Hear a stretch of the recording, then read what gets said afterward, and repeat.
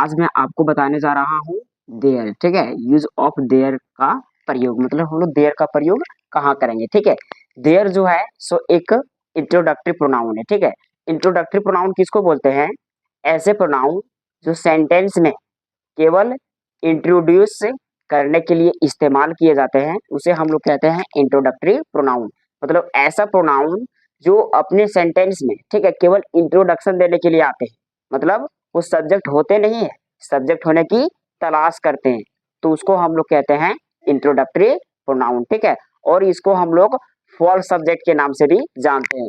आपको हम एक वीडियो में बता चुके हैं फॉल्स सब्जेक्ट और रियल सब्जेक्ट के बारे में, ठीक है। फॉल्स सब्जेक्ट किसको कहते हैं? जो सब्जेक्ट हो लेकिन कुछ मीनिंग ना दे, उसको हम लोग कहते हैं फॉल्स सब्जेक्ट। और रियल सब्जेक्ट किसको कहते हैं?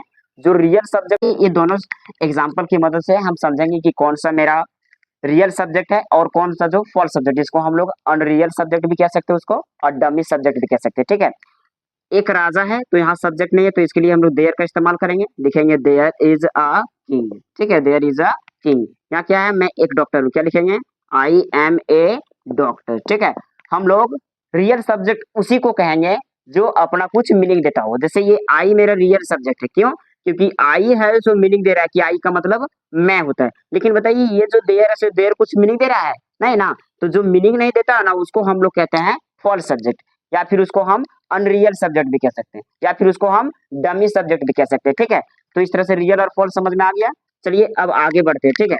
अब यूज ऑफ देयर का प्रयोग हम लोग जानते हैं। क्या बोल रहा है कि जब सेंटेंस में सिर्फ ऑब्जेक्ट की बात हो तो वहां हम लोग देयर का प्रयोग करते हैं, ठीक है। मतलब सेंटेंस में केवल ऑब्जेक्ट आना चाहिए, ठीक है। अगर इसको हम सब्जेक्ट के रूप में लिखते हैं तो एक राजा है, तो इसको हम लिखेंगे ए किंग इज। ये सही है? नहीं, ये गलत होगा। कुछ लोग हैं, सम पीपुल इज, नहीं इसको नहीं लिख सकते। एक कहानी है, ये स्टोरी इज, नहीं ये लिखना मेरा क्या रहेगा? गलत रहेगा, ठीक है। एक राजा है तो एक राजा है तो उसको क्या लिखेंगे? अ किंग, ठीक है। और उसके लिए हम लोग लगाएंगे देयर, क्योंकि सब्जेक्ट नहीं तो देयर लगाएंगे। अब इसके थ्रू से हम लोग हेल्पिंग वर्ब लगाएंगे, ठीक है। इसके क्वांटिटी से, अगर राजा एक है तो हम हेल्पिंग वर्ब लगाएंगे इज, और अगर एक से ज्यादा रहता तो हम लोग क्या लगाते हैं? आर, ठीक है। कुछ लोग हैं तो क्या लिखेंगे? There are some people, there are some people. एक कहानी है, क्या लिखेंगे? लिखेंगे there is a story, there is a story. एक यूट्यूब चैनल है, ठीक है, एक यूट्यूब चैनल है, क्या लिखेंगे? There is a YouTube channel, ठीक है। There is a YouTube channel. दो मैसेज है, क्या लिखेंगे? There are two message, there are two message. पानी है, क्या लिखेंगे? There there is water.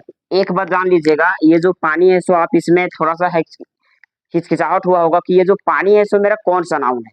तो पानी जो मेरा है सो एक सिंगुलर सब्जेक्ट के रूप में प्रयोग किया जाता है इसका। क्यों? क्योंकि हर वो अनकाउंटेबल नाउन जिसको हम गिन नहीं सकते उसको हम लोग सिंगुलर सब्जेक्ट